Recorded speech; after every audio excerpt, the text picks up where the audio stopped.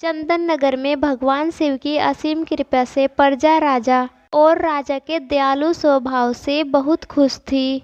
राजा उदयभान सिंह शिवजी की भक्ति में मगन रहते थे और शिवजी के आशीर्वाद से राजा का राज्य काफी फल फूल रहा था। मगर उदयभान सिंह की कोई भी संतान नहीं हो रही थी, जैसे ईश्वर ने अपनी नज़र ही उनके ऊपर से हटा ली हो। इस तकलीफ की वजह से राजा चिड़चिड़े और गुस्सेले होते जा रहे थे। उनकी पत्नी रानी पद्मावती अपने पति की यह चिंता देखकर दुख में डूबी रहने लगी और बीमार हो गई। एक दिन राजा ने अपने सेवकों से कहा कि पद्मावती की तबीयत ज़्यादा खराब रहने लगी, तुम जाकर नगर की सबसे समझदार दाई को लेकर आओ। वह दोनों नगर में चले जाते हैं। उदयभान सिंह भी अपने पुरोहित के पास जाता है। राजा जैसे ही पुरोहित को देखता है, उनके चरणों में गिरकर फूट फूट कर रोने लगता है। पुरोहित इतने बड़े राजा को अपने कदमों में देखकर थोड़ा अभिमान महसूस करता है। वह सोचता है, अरे वाह, इतना बड़ा राजा मेरे कदमों में, इसका मतलब अब मैं शिवजी की कृपा से सबसे बड़ा ज्ञानी हो ही गया हूँ। राजा रोते हुए पुरोहित से कहता है, पुरोहित जी, मेरा जीवन अंधकार में चल रहा है, ना जाने मेरे शिव मुझसे क्यों रूठ गए, समय बड़ा ही भारी हो गया है। यह सुनकर पुरोहित बोला, चिंता मत करिए महाराज, मैंने पहले से ही सब प्रबंध कर लिया है। बहुत जल्दी आपका अच्छा समय आने वाला है, मगर उसके लिए मुझे एक जरूरी काम करना होगा। पुरोहित राजा को दिलासा देकर भेज देता है और खुद शिवजी के मंदिर में जाकर के पूजा करने लग जाता है। सेवक नगर की सबसे समझदार दासी गंगा के यहाँ जाते हैं और उनसे कहते हैं, चलो रानी साहिबा की तबीयत खराब है, आपको उनके पास जाना है। गंगा भी माँ बनने वाली थी, उसके गर्भ में बच्चा था, पर गंगा अपनी परवाह किए बिना महारानी के पास जाती है। गंगा रानी को देखती है और राजा से कहती है, मैं सब समझ गई कि आखिर महारानी जी को क्या हुआ है। गंगा मायूस होकर राजा के पास जाती है। राजा गंगा से पूछता है, क्या हुआ गंगा, सब ठीक तो है ना? मेरा दिल बैठा जा रहा है, कोई बड़ी बात तो नहीं है? गंगा ने कहा, नहीं महाराज, बात तो बड़ी है। यह सुनकर उदयभान सिंह घबरा गया और कहने लगा, मैं जानता हूँ कि मेरा समय बड़ा ही कठिन चल रहा है, शिवजी ने मुझसे अपनी नज़र फेर ली है। यह सुनकर गंगा ने कहा, जी नहीं महाराज, इस बार शिवजी ने अपना आशीर्वाद आपको दिया है। महारानी जी पेट से है, बहुत जल्दी आपके आंगन में नन्हे से बालक की किलकारियाँ गूंजने वाली है। यह सुनते ही राजा खुशी से झूम उठता है। रानी पद्मा भी होश में आ गई थी। वह यह बात सुनकर बहुत खुश होती है और गंगा से कहती है, बहन, तुमने मुझे जीने की नई वजह बताई है, मांगो तुम्हें क्या चाहिए। रानी की बात सुनकर गंगा मुस्कुराते हुए अपने पेट पर हाथ फेरती है और कहती है, रानी साहिबा, एक गरीब के लिए उसकी संतान ही सबसे बड़ी दौलत है, मुझे कुछ नहीं चाहिए। शिवजी की कृपा से आप दोनों, महाराज और महारानी, ने मुझ जैसी गरीब की चिंता की है, मेरे लिए वही बहुत है। अच्छा, अब मैं चलती हूँ। यह कहकर गंगा वहाँ से चली जाती है। राजा रानी दोनों बहुत खुश थे। तभी राजपुरोहित आता है। उसे पता चलता है कि रानी गर्भवती है। वह सोचता है, वाह, यह सही मौका है अपना परचम लहराने का। वह राजा से कहता है, देखा महाराज, मैंने कहा था ना, बहुत जल्दी शिवजी की कृपा आप पर होने वाली है। अब कुछ महीनों में इस महल में एक वीर योद्धा जन्म लेगा और वह आपका उत्तराधिकारी बनेगा। पुरोहित की बात सुनकर के राजा खुश होता है और वह पुरोहित से कहता है, पुरोहित जी, आज तक आपके पूर्वजों ने राजघराने का भविष्य संभाला है, आपके हाथ में हमारा भविष्य है। राजा पुरोहित के आगे झुकता है। पुरोहित इस वजह से पहले से भी अधिक घमंड महसूस करने लगता है। वह कहता है, चिंता मत करो महाराज, मेरा और शिवजी का ऐसा याराना है कि मैं कुछ मांगूं, ऐसा हो ही नहीं सकता कि वह ना दे। अब मुझे महापूजा करने बड़े मंदिर जाना है।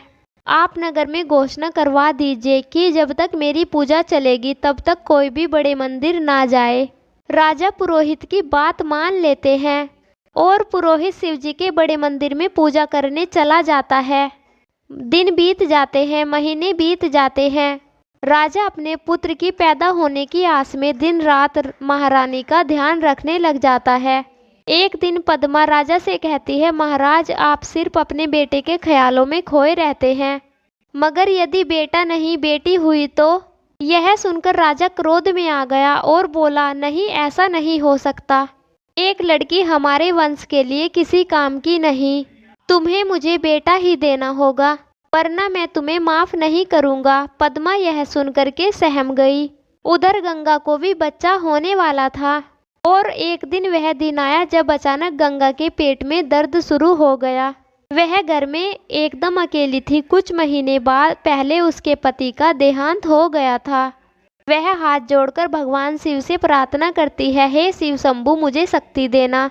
आपके इस नन्हे रूप को धरती पे लाने से पहले एक बार मैं आपकी पूजा करना चाहती हूँ। मगर गंगा के पास कोई मंदिर नहीं था सिवाय उस बड़े मंदिर के जिस पर उस पुरोहित ने कब्जा किया हुआ था। गंगा दर्द में तड़पती हुई मंदिर तक जाती है और पुरोहित से पूजा करने की भीख मांगती है। पुरोहित जी शिव तो सबके हैं ना, कृपया करके मुझे मेरे बच्चे के जन्म के पहले शिव जी की शरण में आने दो। पुरोहित गंगा से चिल्लाकर कहता है, चली जा गंगा, तुझ जैसी तुच्छ औरत की इस महापूजा में मैं परछाई भी पड़ने नहीं दूंगा, चली जा। और पुरोहित गंगा को धकेल देता है जिससे वह मंदिर के पीछे की ओर जाकर के गिरती है। वो रोती हुई कहती है, हे शिव शंभु साथ देना। तभी गंगा मंदिर में रखे शिवलिंग वाली दीवार को पीछे से खोदती है, जहाँ से आधे शिवलिंग पीछे की ओर से बाहर आते हैं और उसे शिवजी के दर्शन हो जाते हैं। गंगा के पास चढ़ाने को कुछ नहीं था। तभी एक कुत्ता मुंह में बेर दबाकर गंगा के पास आता है और उन बेरों को गंगा के पास गिरा देता है। गंगा शिवजी को वह बेर चढ़ाती है और प्रार्थना करते हुए कहती है, शिवजी मैं जानती हूँ आप कुत्ते के झूठे बेर भी स्वीकार करेंगे। गंगा पास में लगे बेलपत्र के पेड़ पर पत्थर मारकर पत्ता गिरा देती है। तभी वहाँ एक गाय आकर अपने दूध से भरे थनों को उस जगह पर खाली करने लग जाती है, जिससे शिवलिंग की दूध से भी सिंचाई हो जाती है। यह देखकर गंगा कहती है, प्रभु यह कैसा चमत्कार है, आपने तो अपने भक्तों को यहाँ खुद ही इकट्ठा कर लिया। अब गंगा के पेट में अधिक दर्द होने लगता है क्योंकि वह दीवार के पीछे थी, इसलिए वह किसी को भी दिखाई नहीं दी। वह दर्द से कर्राते हुए कहती है, हे शिव शंभु मुझे शक्ति देना। और कुछ देर में गंगा के पास बच्चे के रोने की आवाज़ आती है। गंगा ने एक बच्चे को जन्म दे दिया था, मगर गंगा दर्द की वजह से बेहोश हो गई थी। गाय और कुत्ता वहां खड़े होकर बच्चे का रोना देखकर खुद भी रोने लगे। शिवजी गंगा की इस भक्ति से बहुत प्रसन्न थे। उन्होंने अपने आशीर्वाद से गंगा को स्वस्थ कर दिया और गंगा कुछ देर में होश में आ जाती है। वह देखती है कि गंगा का बेटा तो गाय के थनों में मजे से दूध पी रहा है और हंस रहा है। तभी बच्चा रेंगता हुआ वहां से मंदिर की दीवार के सहारे जाकर अपने छोटे हाथों में मिट्टी की मुट्ठी भरकर खाने लगता है। गंगा यह देखकर चौंक जाती है और वहां जाकर देखती है तो मिट्टी हटाने से जमीन में धंसे हुए शिवलिंग बाहर आते हैं। गंगा यह देखकर चौंक गई। तभी वहां से कुछ सन्यासियों की मंडली गुजर रही थी। जिसकी नज़र गंगा पर पड़ती है वह सारी कहानी समझ जाते हैं और उसकी मदद करने वहां जाते हैं। वह गंगा से कहते हैं, बेटी यह संतान नहीं, यह तो साक्षात शिव का प्रसाद है, इसलिए इस बच्चे का नाम शिव ही होगा। गंगा कहती है, ओम नमः शिवाय। शिवजी मेरे मुन्ने के हाथों से धरती को चीरकर दर्शन। फिर वह सन्यासी लोग गंगा को गंगा के घर तक छोड़ आते हैं और उनके घर में ही शिवलिंग की स्थापना कर छोटा सा मंदिर बना देते हैं। अब पूरे नगर में गंगा और उसके चमत्कारी बच्चे की खबर फैल चुकी थी। उधर महारानी पद्मावती के पेट में भी दर्द शुरू होने लगता है। नगर की बड़ी बड़ी दासी और हकीम रानी की मदद नहीं कर पा रहे थे। एक दासी ने राजा को जाकर बताया, महाराज अगर जल्दी ही रानी का बच्चा बाहर नहीं आया तो घर में जहर फैलने का डर है, इससे बच्चे और माँ दोनों मर सकते हैं। रानी की खबर की बात पूरे नगर में फैल गई थी और यह खबर गंगा के कानों में भी जाती है। मगर शिव अभी छोटा था। गंगा तभी अपनी पड़ोसन काजल को शिव का ध्यान रखने के लिए अपने घर बिठाकर जाती है। वह काजल से कहती है, महारानी को मेरी ज़रूरत है, जब तक मैं ना आऊँ तुम मेरे शिव का ध्यान रखना। काजल कहती है, अरे तू आराम से जा, मैं हूँ, शिव मेरा भी तो बेटा है। गंगा फटाफट राजमहल पहुँच जाती है और राजा से कहती है, महाराज मैं रानी की मदद कर सकती हूँ। गंगा और बाकी दासियाँ महारानी की मदद करने कमरे में जाती है और कुछ देर में कमरे से बच्चे के रोने की आवाज़ आती है। उसे सुनकर राजा और पुरोहित बहुत खुश होते हैं। पुरोहित कहता है, देखा महाराज, बेटा ही है, मैंने राजवंश के लिए इतने महीने तपस्या जो की है। गंगा कमरा खोलती है। गंगा के हाथ में पद्मा की संतान थी। राजा गंगा से कहता है, गंगा आज वीरान राजमहल में तेरी वजह से किलकारियाँ गूंज रही है। गंगा कहती है, नहीं महाराज, माँ और संतान हमेशा ठीक रहे, शिवजी से यही मांगती हूँ। यह कहते हुए गंगा राजा की गोद में बच्चे को थमा देती है। राजा बच्चे को गोद में लेकर कहता है, मेरा बहादुर शेर आया है। यह सुनकर गंगा कहती है, महाराज शेर नहीं शेरनी पैदा हुई है, आपके आंगन में साक्षात माँ दुर्गा ने जन्म लिया है। बेटी शब्द सुनते तो राजा ऐसा हो गया जैसे किसी ने राजा के प्राण निकाल लिए हो। पुरोहित भी यह सुनकर अपना मुंह छिपाने लगा। रानी पद्मावती ने गंगा से कहा, बहन तुम्हारी भी तो संतान हुई है ना? गंगा ने कहा, हाँ महारानी जी, ऐसा लग रहा है जैसे साक्षात शिवजी ने मेरी कोख से जन्म लिया है। मैंने उसका नाम शिव रखा है। महारानी ने यह सुनकर कहा, बहुत सुंदर नाम है। बहन, शिवजी हमारे बच्चों पर अपनी कृपा हमेशा बनाए रखे।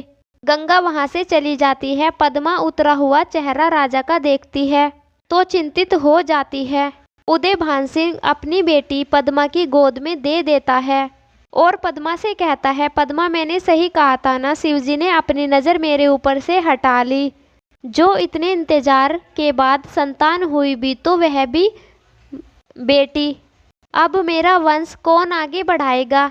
यह सुनकर रानी पद्मावती ने कहा, महाराज बेटा और बेटी में कैसा फर्क? आखिर यह हमारी औलाद है। एक बेटी भी अपने बाबा की उंगली पकड़कर चलना सीखेगी जैसे कि बेटा सीखता है, और जब उसका विवाह होगा तो सबसे ज़्यादा बेटी बाप के कंधे पर सर रखकर ही रोती है, जो कि बेटा होने से कहीं भी कम नहीं है। पर राजा उदास होकर के वहाँ से चला जाता है। पुरोहित राजा से कहता है, महाराज ना जाने यह अनर्थ कैसे हुआ, मेरी महापूजा कैसे विफल हो गई, मगर आप दिमाग लगाइए, बेटी भी आपका शौर्य बढ़ाएगी, फायदा तो इसमें भी है। राजा पूछता है, कैसे पुरोहित जी? यदि आप किसी राजघराने में अपनी बेटी ब्याह देंगे तो आपका बल और मान दोनों बढ़ेगा। राजा को पुरोहित की बात पसंद आती है और वह पद्मा के पास जाकर अपनी बेटी को गोद में उठा लेता है और कहता है, तुमने सही कहा था पद्मा, यह हमारी बेटी है और इसका नाम होगा राजकुमारी नंदिनी। पद्मा यह देख करके खुश होती है, मगर पुरोहित के घमंड को ठेस पहुंची थी और वह वहां से तमतमाता हुआ चला जाता है। वह सोचता है, आखिर मेरी पूजा अधूरी कैसे रह गई, जो रानी के बेटा नहीं बेटी हुई। हाँ, अब समझ आ गया, उस दिन वह तुझसी दासी गंगा आ गई थी, उसी ने मेरी पूजा को अशुद्ध कर दिया। गंगा, मैं तुझे नहीं छोड़ूंगा। गंगा अपने घर लौट रही थी, तभी वह शिवजी के मंदिर में पूजा करने के लिए रुक जाती है। वह सोचती है, वहाँ शिव के पास काजल तो है, थोड़ा रुक कर जाती हूँ, शिव मजे से काजल के पास सो रहा होगा। उधर वहाँ काजल के पास दरवाजे की चौखट पर एक काला नाग आ जाता है। उसे देखकर काजल के पसीने छूटने लगते हैं। नाग घर के अंदर जाने लगता है और काजल उछलकर घर के बाहर चली जाती है। काजल की चीख से पूरा मोहल्ला इकट्ठा हो जाता है। उनमें से एक औरत कहती है, काजल तू उस बच्चे को जमीन पर ही छोड़ आई। वहाँ ढेर सारी भीड़ लग जाती है। इतने में गंगा भी आ जाती है और देखती है उनके घर के बाहर तो भीड़ है। वह सबसे पूछती है, क्या हुआ? एक आदमी बताता है, गंगा तेरा शिव और वो नाग। यह सुनते ही गंगा डर गई। मोहल्ले वाले गंगा को समझाते हैं, परेशान मत हो गंगा, शिवजी का नाम लेकर तू सब कुछ उन पर ही छोड़ दे। गंगा तुरंत घर के अंदर भागती है और देखती है कि शिव फर्श पर लेटा हुआ हंस रहा है और नाग उसके शरीर से लिपट रहा था। शिव ने नाग के फन को हाथ में थामा हुआ था। गंगा यह देखकर एकदम डर गई। गंगा के पीछे से मोहल्ले वाले भी आ जाते हैं। शिव का यह रूप देखकर सभी उसके सामने सर झुकाकर उसे नमन करने लगे। उनमें से एक व्यक्ति कहने लगा, गंगा तेरा मुन्ना कोई आम बच्चा नहीं, यह तो मुन्ना नहीं है, यह तो छोटा शिवजी है, साक्षात शिवजी है। गंगा भी अपने बेटे का यह रूप देखकर बहुत प्रसन्न होती है। उधर कैलाश पर्वत पर बैठे शिवजी भी यह सब देखकर मुस्कुरा रहे थे। तभी पार्वती जी शिवजी को मुस्कुराते हुए देखकर बोली, हे स्वामी, इस बच्चे को देखकर आपके चेहरे पर कुछ अलग से भाव है। क्या हुआ स्वामी? शिवजी कहते हैं, सही कहा पार्वती तुमने, यह बच्चा मेरा आशीर्वाद लेकर पैदा तो हुआ है, मगर एक बड़े दोष के साथ। पार्वती जी पूछती है, कैसा दोष? शिवजी कहते हैं, कुछ चीज़ें समय आने पर सामने आए तो अच्छा होगा। समय बीतता जाता है। उधर राजकुमारी नंदिनी की परवरिश में राजा ने कोई कमी नहीं रखी। उन्होंने बड़े ही शाही अंदाज में अपनी बेटी को बड़ा किया। मगर दूसरी ओर गंगा का शिव तो अपने घर में बने मंदिर में दिन रात शिवजी की पूजा में मगन रहता था। लोग शिव का बहुत सम्मान करने लगे थे। ऐसे चलते चलते 20 वर्ष बीत गए। शिव बिना शिवजी को भोग लगाए भोजन नहीं करता था। एक दिन शिव को शिवजी के बड़े मंदिर के पास से चिल्लाने की लोगों की आवाज़ आती है। गंगा और शिव भी वहां जाते हैं। वह देखते हैं कि मंदिर के पास राजमहल का रथ खड़ा है और मंदिर के फर्श पर राजकुमारी नंदिनी बेहोश पड़ी है। आसपास राजकुमारी की सखियां भी खड़ी थी। शिव ने पूछा, क्या हो रहा है? भीड़ में खड़े व्यक्ति ने बताया, भाई राजकुमारी को एक जहरीले सांप ने काट लिया, अब तो इसका बचना नामुमकिन लग रहा है। और कुछ देर में राजपुरोहित वैद्य को लेकर वहां आ जाता है। नंदिनी का पूरा शरीर जहर फैलने की वजह से नीला पड़ चुका था। वैद्य राजकुमारी की नब्ज को देखकर कहते हैं, इसका बचना नामुमकिन लग रहा है, अब तो शिव शंभू ही कोई चमत्कार कर सकते हैं। भी शिव बोला, क्या मैं एक बार राजकुमारी को देख सकता हूँ? गंगा भी कहती है, हाँ पुरोहित जी, एक बार मेरे बेटे को राजकुमारी को देख लेने दीजिए। पुरोहित कहता है, ओ यह तेरा बेटा है, एक राजकुमारी को यह हाथ नहीं लगा सकता। गंगा का अपमान देखकर शिव अपनी माँ को लेकर वापस लौट जाता है। कुछ देर बाद राजा और रानी भी वहाँ पर आते हैं और नंदिनी की ऐसी हालत देखकर घबरा जाते हैं। पद्मा अपनी बेटी को मरता देखकर विलाप करने लगी। तभी पास खड़े लोगों की भीड़ में से आवाज आती है, अरे इसे तो केवल अपना शिव ही ठीक कर सकता है। रानी पूछती है, कौन शिव? शिव को बुलाइए, नंदिनी की हालत बहुत गंभीर है। वहां खड़ी एक महिला कहती है, शिव अब नहीं आएगा, उसने मदद करने के लिए कहा था, मगर पुरोहित जी ने उसे भला बुरा कहकर नाराज कर दिया। राजा राजपुरोहित को घूरकर देखता है और सैनिकों से कहता है, राजकुमारी को उठाकर रथ में रखो, हम खुद शिव के घर जाएंगे। राजपुरोहित कहता है, महाराज वह तो दाई का बेटा है। तभी रानी कहती है, पुरोहित जी बस आप चुप हो जाइए। पुरोहित अपना अपमान कराकर एक तरफ खड़ा हो जाता है। पद्मा और राजा शिव के घर पहुंच जाते हैं। गंगा उन दोनों को अपने गरीब खाने में देखकर चौंक जाती है। पद्मा गंगा के सामने रोते हुए हाथ जोड़कर कहती है, मेरी बेटी को बचा लो, तुमने ही जन्म के समय मेरी और मेरी बेटी की मदद की थी। बहन, उसने तुम्हारे ही हाथों में जन्म लिया था, मेरी बेटी को बचा लो। गंगा राजकुमारी को मंदिर में लेटा देती है और शिव उसके बगल में बैठकर मंत्रों का जाप करने लग जाता है। पुरोहित और बाकी लोग भी यह देख रहे थे। गंगा कहती है, महारानी जी आप चिंता मत करिए, मेरे बेटे पर शिव जी की असीम कृपा है, राजकुमारी जरूर ठीक हो जाएगी। और जैसे ही शिव मंत्रों का जाप करता है, वही विशाल नाग आता है जिसने नंदिनी को मंदिर में काटा था। शिव उसकी ओर प्रणाम करते हुए अपने दोनों हाथ जोड़कर कहता है।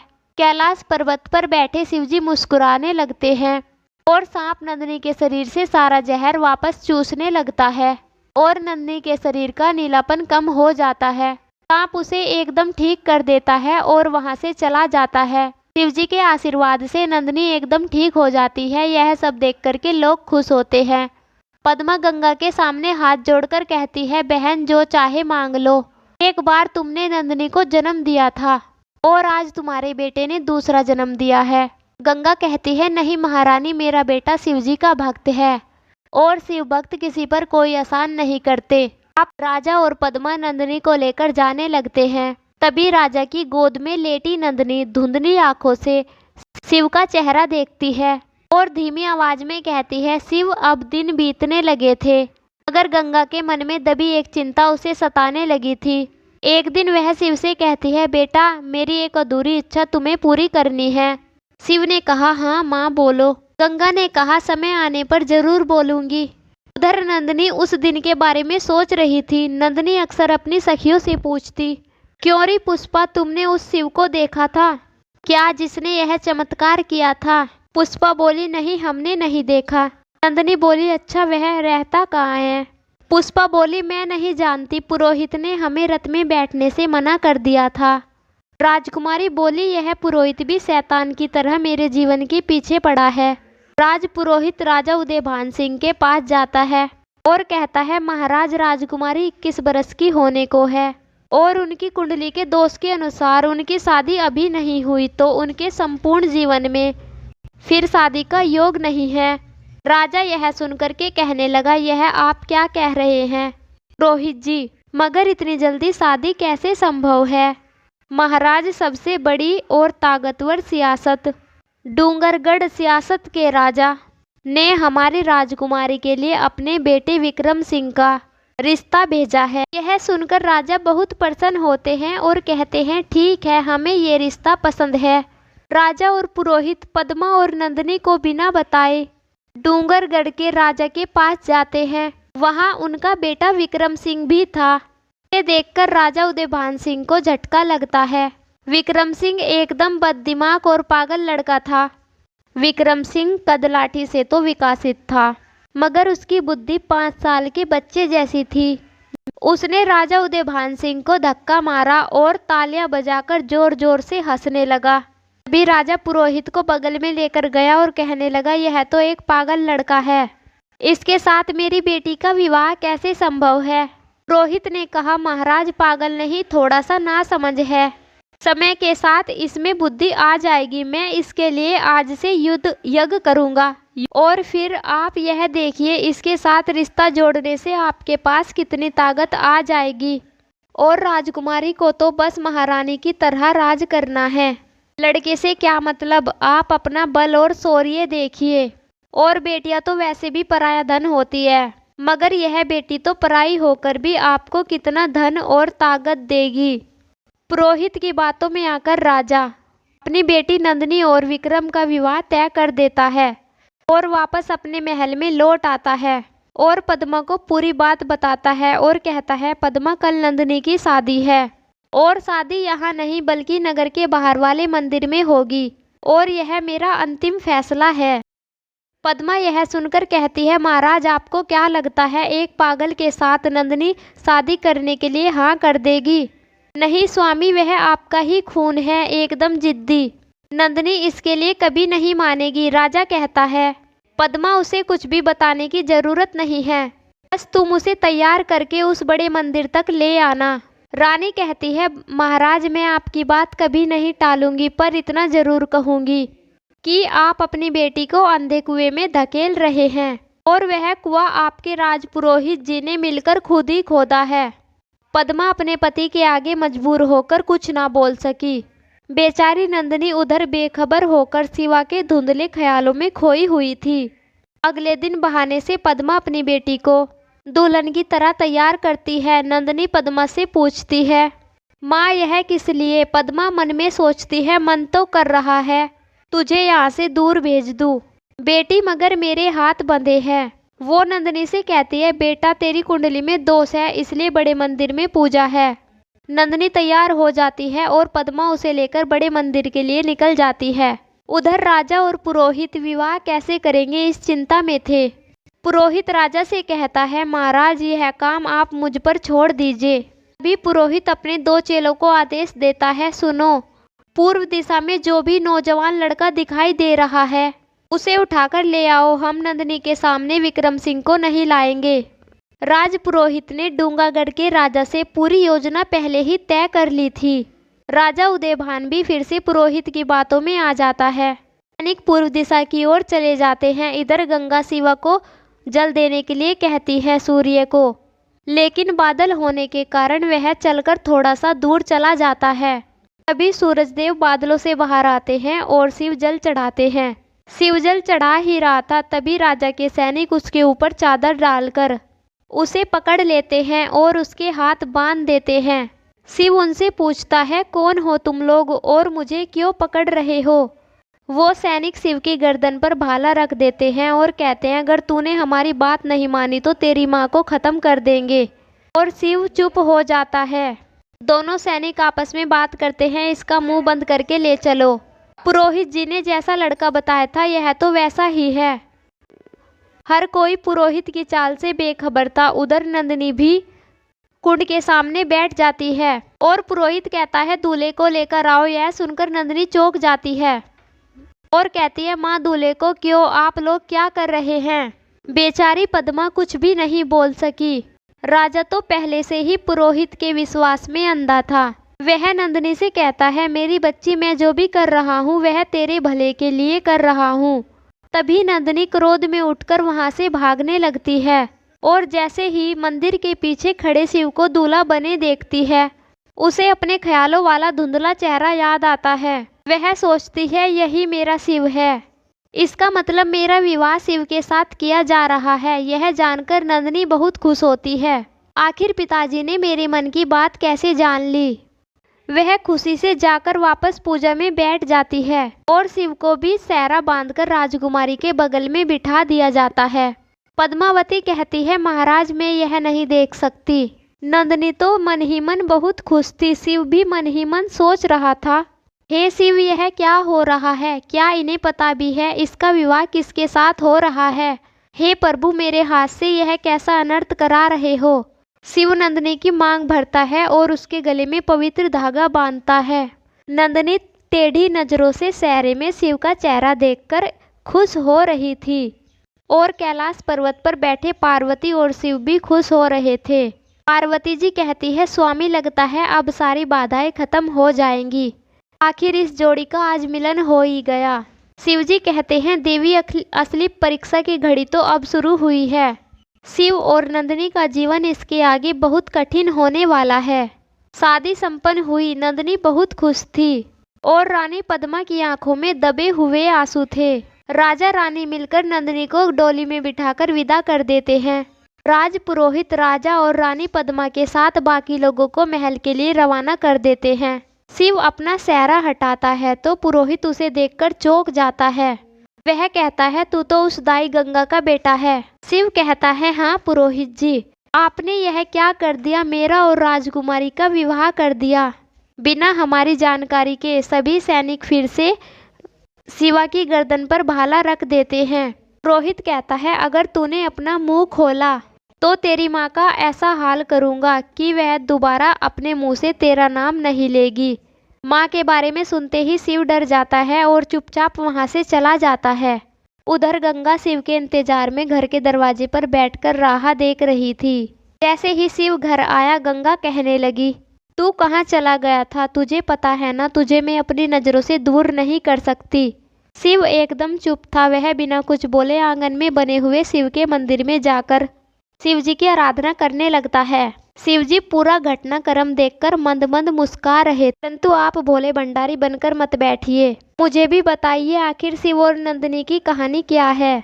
शिव जी मुस्कुराते हुए कहते हैं, पार्वती तुम बड़ी नादान हो, चंचल हो, सब्र करो, सब्र करने से सब जान जाओगी। नंदिनी और शिव एक दूसरे की मंजिल है, मगर उनके रास्ते के बीच अभी बहुत सी मुश्किलें आनी बाकी है। पुरोहित गंगा के घर के सामने खड़ा था और बीते सालों में गंगा की बातें याद करके खुद को अपमानित महसूस कर रहा था। वह सोच रहा था, मुझे यह तुच्छ सी दाई और इसका बेटा हमेशा नीचा दिखाने की कोशिश करते हैं। अब नहीं, अगर किसी को भी पता चला कि राजकुमारी की शादी शिव से हुई है तो सारी चाल खराब हो जाएगी। यह सोचकर पुरोहित ने सैनिकों को शिव के घर में आग के गोले फेंकने का आदेश दिया।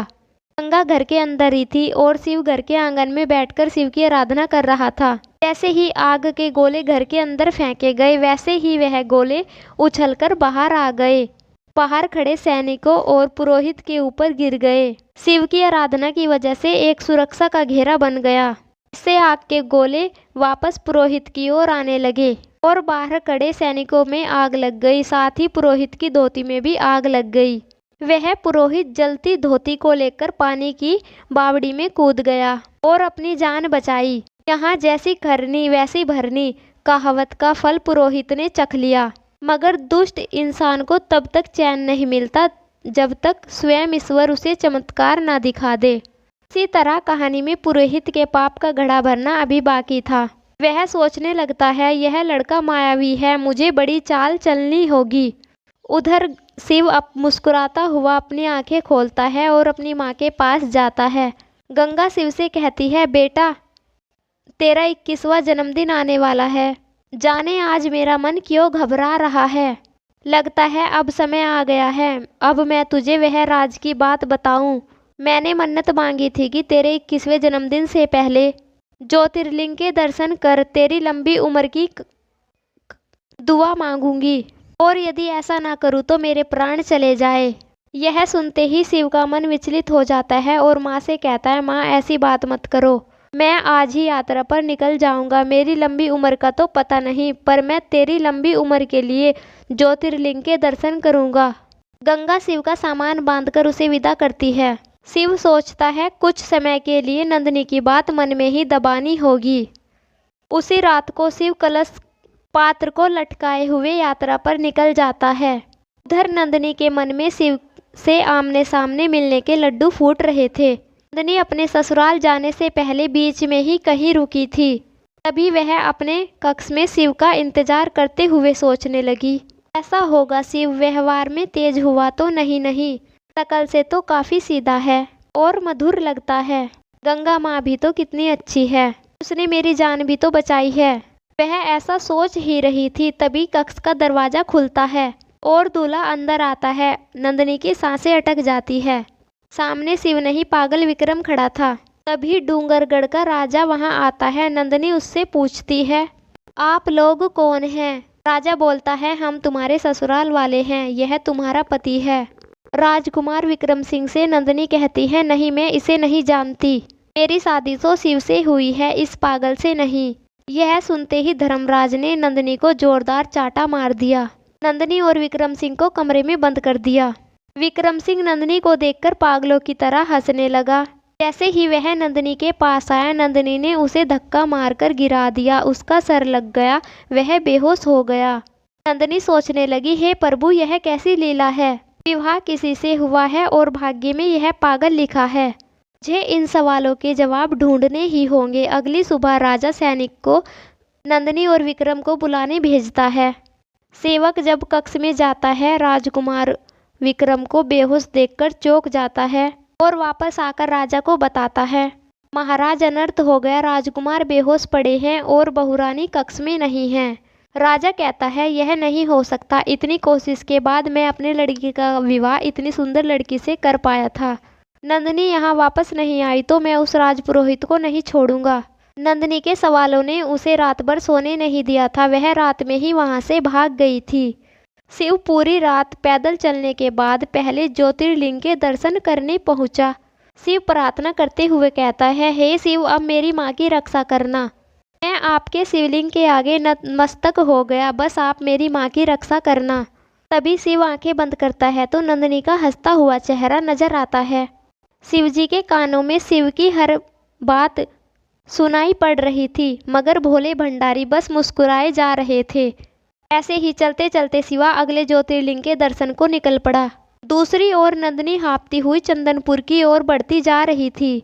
वह सोच रही थी, मुझे जल्दी से जल्दी महल जाना होगा और माता पिता को सब सच सच बताना होगा कि पुरोहित ने यह सब चाल चली है, क्योंकि उसने पुरोहित और राजा की सब बातें सुन ली थी। उस समय राजा सेनापति से पूछ रहा था, सेनापति पुरोहित ने जो चाल चली थी उसके बारे में कोई और तो नहीं जानता। सेनापति ने कहा, नहीं महाराज, बात तो केवल सेनापति और पुरोहित के अलावा आप और मैं ही जानते हैं। असल में हमने इतनी सफाई से उस राजकुमार को अपने लड़के की जगह बैठा दिया था कि एक बार तो उसे भी समझ नहीं आया होगा कि क्या हो रहा है। राजा कहता है, शाबाश सेनापति, हमारे कमज़ोर बेटे के लिए हमें ऐसी ही सुंदर बहू की तलाश थी। इस कन्या के बदले में तो हम कई सियासतें उदयभान के मुंह पे मार देंगे। हम उदयभान से बहुत खुश हैं। नंदिनी अपने पिता के बारे में ऐसा सुनकर बहुत दुखी थी।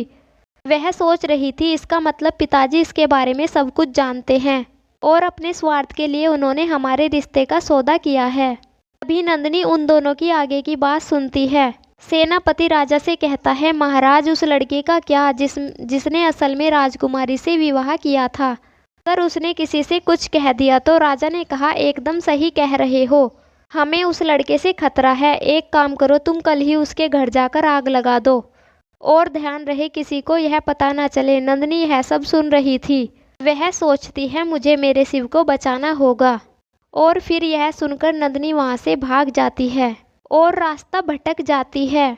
अचानक से उसे डूंगरगढ़ के राजा के भेजे हुए सिपाही नजर आते हैं। सिपाही उसे इधर उधर ढूंढते रहते हैं। उधर नंदिनी एक पेड़ के पीछे छुपी हुई थी।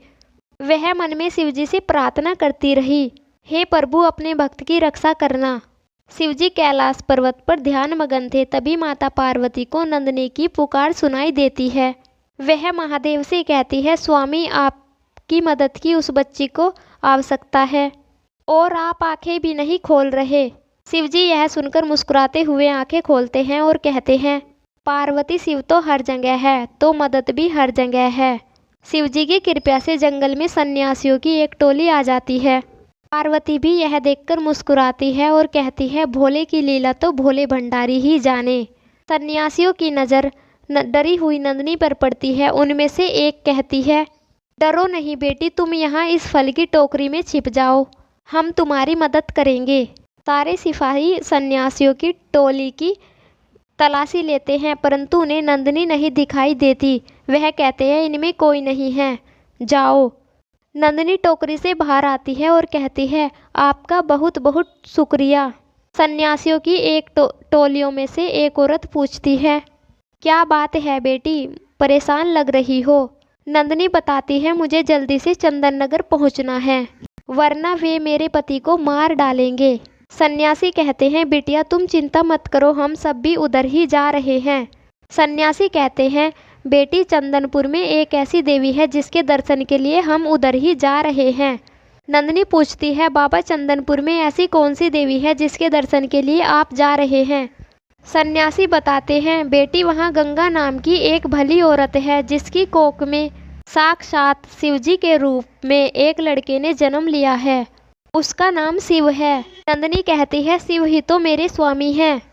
क्या मैं भी उन देवी के दर्शन करने आप लोगों के साथ चल सकती हूँ? सन्यासी कहते हैं, क्यों नहीं बेटी, इस लिहाज से तो वह तुम्हारा ससुराल हुआ। सब लोग चंदनपुर पहुँचते हैं। उधर पागल विक्रम सिंह के पिता ने उदयभान सिंह के यहाँ नंदिनी के लापता होने का संदेशा भिजवाया, जिसे सुनकर राजा उदयभान सिंह क्रोध में भर जाता है और पद्मा के पास जाता है और कहता है, सुना तुमने कैसे कर्म किए थे? तुम्हारी बेटी ने ससुराल पहुंचने से पहले ही अपने पिता की नाक कटा दी। अब इस समस्या से मुझे केवल राजपुरोहित ही निकाल सकते हैं, वरना यहाँ पर जंग का ऐलान हो सकता है। पद्मा बेचारी बेबस माँ और लाचार रानी की तरह चुपचाप सुनती रही। नंदिनी सन्यासियों की टोली के साथ गंगा के घर के बाहर शिवजी का जाप करने लगी। यह देखकर गंगा चौंक जाती है और कहती है, राजकुमारी जी, आप यहाँ मुझ गरीब के घर? राजकुमारी नंदिनी कहती है, यह सब आपसे मिलना चाहते हैं। गंगा कहती है, कौन राजकुमारी जी? यहाँ कोई भी नहीं है। यह सुनकर राजकुमारी मुड़कर देखती है तो उसके साथ कोई नहीं था। तभी वह सोचती है, अचानक उस जंगल में उस मंडली का आना शिवजी का ही कोई चमत्कार होगा। वह दोनों हाथ जोड़कर शिवजी का धन्यवाद करती है और कहती है, जैसी लाज मेरी शिवजी ने रखी वैसे ही सबकी रखे। गंगा कहती है, राजकुमारी, मैं आपकी क्या सेवा कर सकती हूँ? तभी नंदिनी कहती है, माँ जी, सेवा तो मैं करूँगी। अपनी माँ से सेवा कराकर मुझे शिवजी की नज़रों में नहीं गिरना। नंदिनी कहती है, आज तक कोई पत्नी अपने पति का घर छोड़कर मायके में रहती है। यह सुनते ही गंगा हैरान हो जाती है। वह कहती है, यह क्या कह रही हो? वह कहती है, आपके लाडले शिव और मेरा विवाह हो चुका है। और फिर नंदिनी गंगा को सारी कहानी बताती है।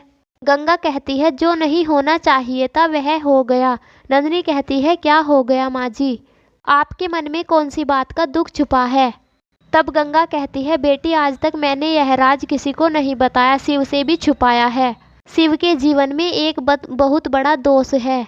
नंदिनी कहती है, माँ जी कैसा दोष? गंगा कहती है, जिस दिन उसका जन्म हुआ था उस दिन बहुत सिद्ध महात्माओं की मंडली वहाँ से गुजर रही थी। उनमें से एक बड़े सन्यासी ने मेरे शिव की किस्मत की रेखा पढ़ी। उन्होंने कहा था, गंगा तुम्हारा बच्चा अपनी भक्ति के लिए तो जाना जाएगा, मगर उसकी आयु बहुत कम है। शिव के जीवन पर बहुत बड़ा दोष है। इसके 21वें जन्म से पहले यह किसी के साथ पावन बंधन में बंधेगा और जैसे ही ऐसा होगा इसका मृत्युकाल निकट आ जाएगा।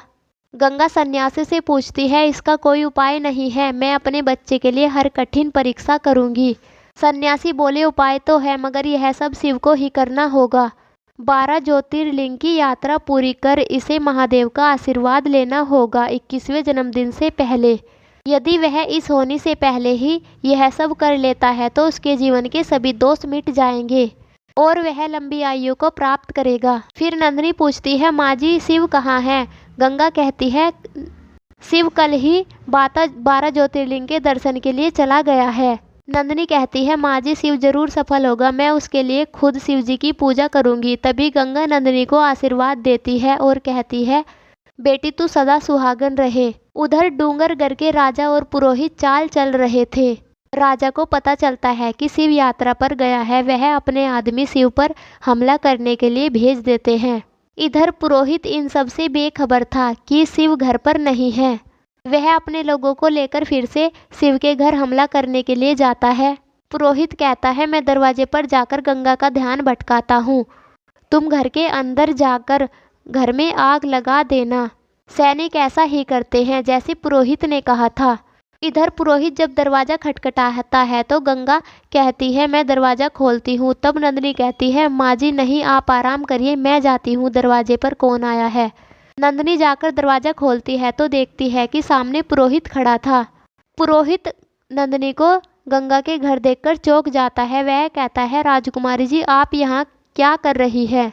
नंदिनी तुरंत दरवाज़ा बंद कर लेती है। पुरोहित सोचता है, अगर यह घर जल गया तो राजकुमारी भी जल जाएगी।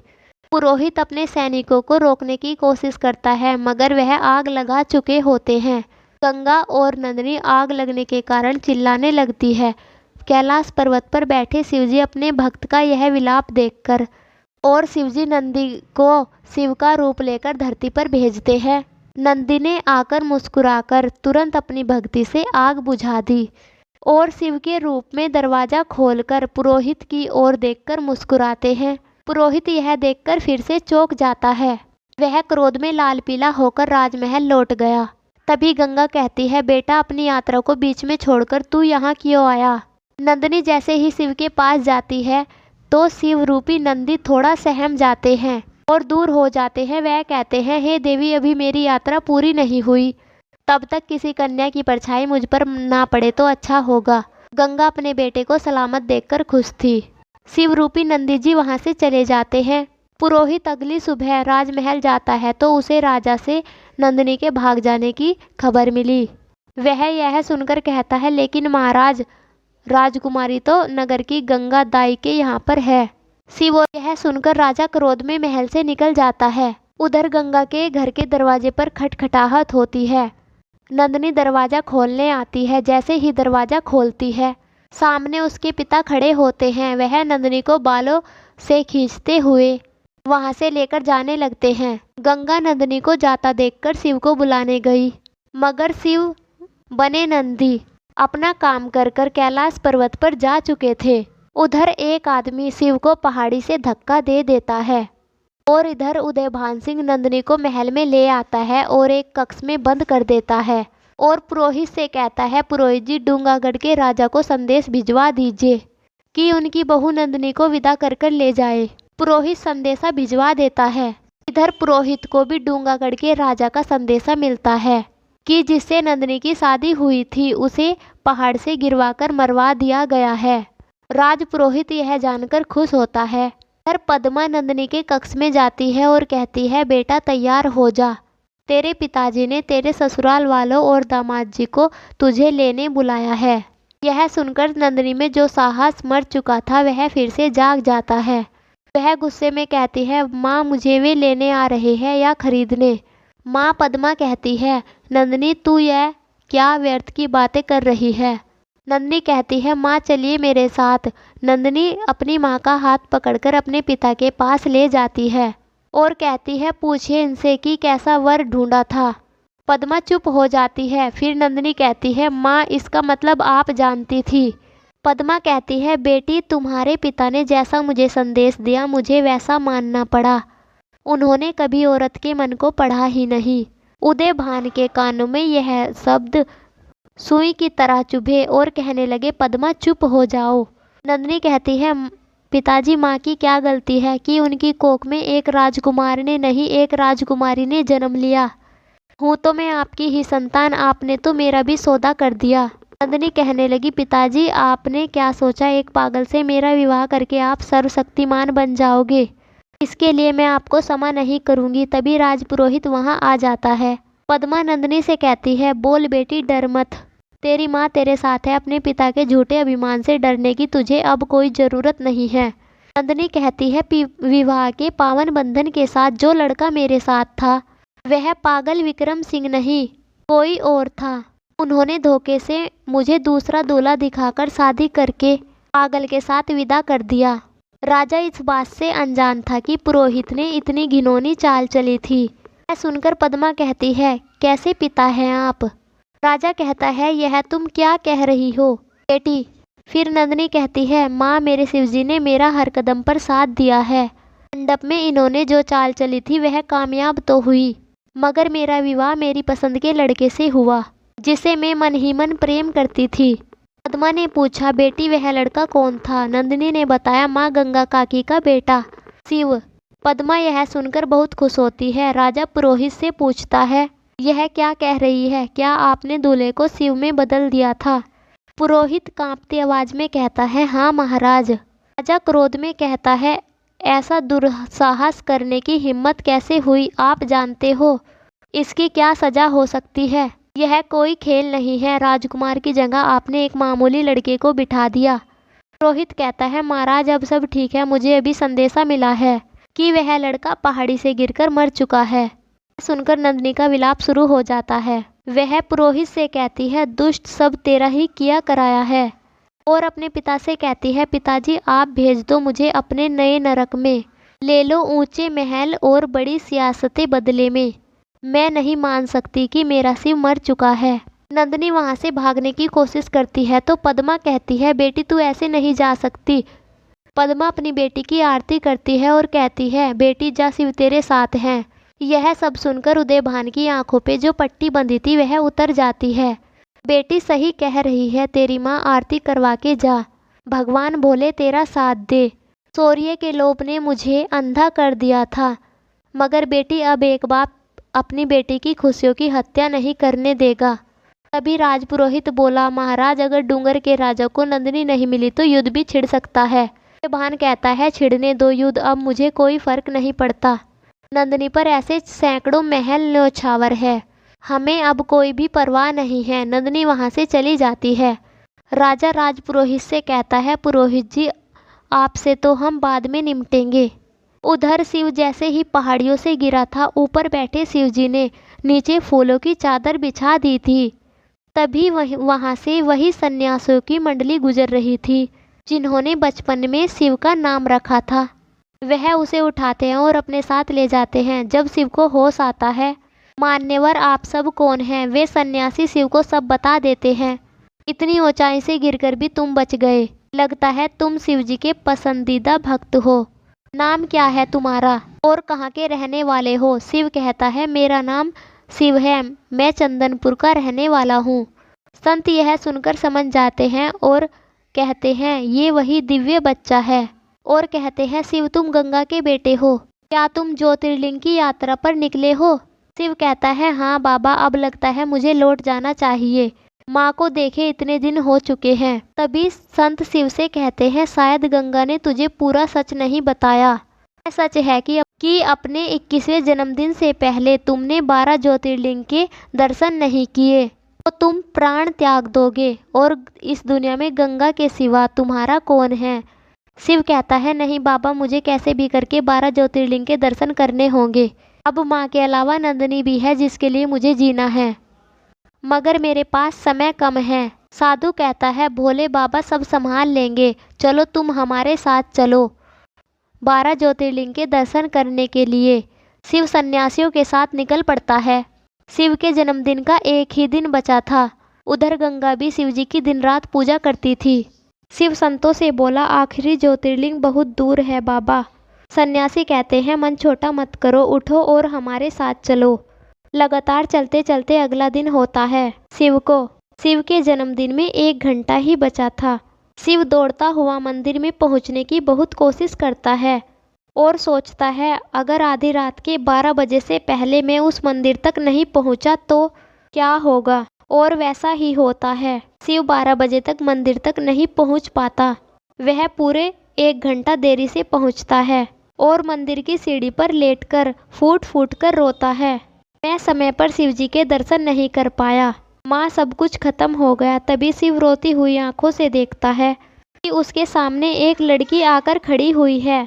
शिव चौंक कर देखता है कि सामने नंदिनी खड़ी थी। शिव उससे पूछता है नंदिनी तुम यहाँ पर क्या कर रही हो? नंदिनी कहती है मैं एक पत्नी होने का फर्ज पूरा करने आई थी। नंदिनी राजमहल से आकर तुरंत गंगा के पास गई थी। वहाँ उसे पता चला कि शिव को कुछ भी नहीं हुआ। वह गंगा से ज्योतिर्लिंग का पता पूछकर उसी तरफ निकल गई थी।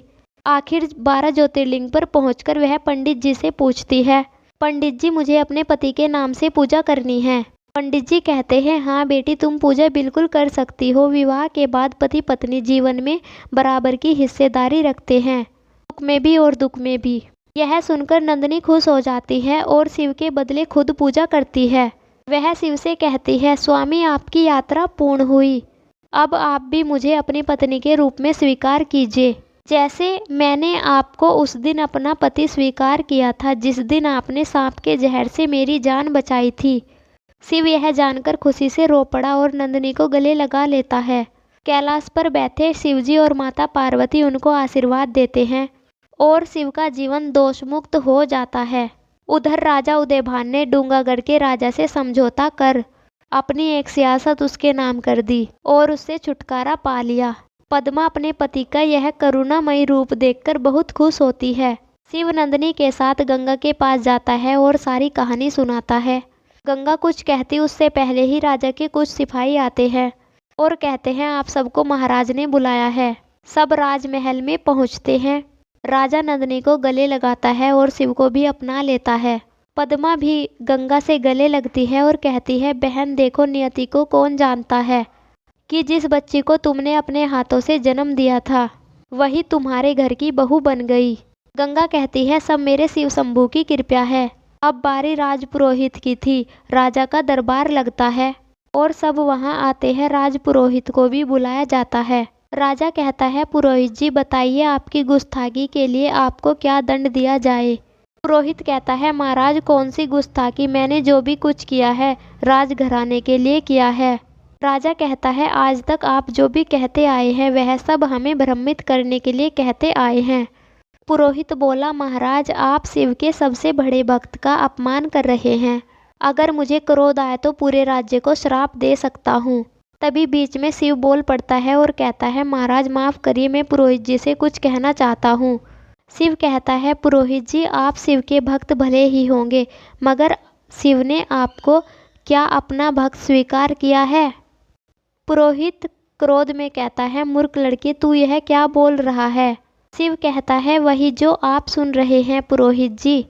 शिव का भक्त होने का इतना घमंड क्यों है आपको? भक्ति तो कोमल और मधुर बनाती है, अभिमानी नहीं। पुरोहित कहता है यदि ऐसा है तू तेरी भक्ति साबित करके दिखा। फिर राजा भी कहता है आप दोनों अपनी भक्ति दिखाइए। यह सुनकर शिव कहता है महाराज मुझे अपनी भक्ति साबित करने में कोई रुचि नहीं है, क्योंकि शिव भक्ति मेरे लिए कोई चुनौती नहीं है। अगर आप यही चाहते हैं तो मैं तैयार हूँ। फिर नंदिनी कहती है पिताजी अगर आपकी आज्ञा हो तो क्या चुनौती मैं चुन सकती हूँ। राजा की सहमति से नंदिनी चुनौती का चुनाव करती है और कहती है आप दोनों को जलते हुए अंगारों पर चलना होगा, और कहती है आप दोनों में से जो भी शिव का प्यारा होगा शिव उसकी रक्षा करेंगे। गंगा कहती है मुझे मेरे बेटे शिव और उसकी भक्ति पर पूरा विश्वास है। दरबार में अंगारे लाए जाते हैं। पहली बारी शिव की होती है। शिव बिना सोचे अंगारों पर चल देता है। वह दोनों हाथ जोड़कर शिव जी की आराधना शुरू करता हुआ वही कैलाश पर्वत पर बैठे शिव जी भी यह देख रहे थे। शिव जी मुस्कुराते हुए शिव के ऊपर अपनी शक्ति डालते हैं और जैसे शिव कदम बढ़ाता है वैसे ही वैसे अंगारे फूलों में बदल जाते हैं। दरबार में बैठे लोग यह सब देख रहे थे। शिव चुनौती में पुरोहित की बारी आने से पहले ही सफल हो जाता है। अब बारी पुरोहित की आती है। फिर से जलते हुए अंगारे लाए जाते हैं और पुरोहित जलते हुए अंगारे देखकर भय से कांप जाता है। वह जैसे ही पांव आगे बढ़ाता है और पैर रखता है जलते अंगारों से उसका पांव जल जाता है और वह उछलकर दूर जाकर गिर जाता है और कर्राते हुए कहता है नहीं मैं इन अंगारों पर नहीं चल सकता। शिव पुरोहित को उठाता है और उसके पांव पर मलहम लगाता है। यह देखकर पुरोहित जी हैरान थे। शिव कहता है निसंदेह आप शिव के भक्त हैं, मगर भक्ति घमंड की वजह कभी नहीं बन सकती। आप शिव को मन से याद कीजिए, अपने ज्ञान से नहीं। यह सुनकर सभी लोग तालियां बजाने लगते हैं।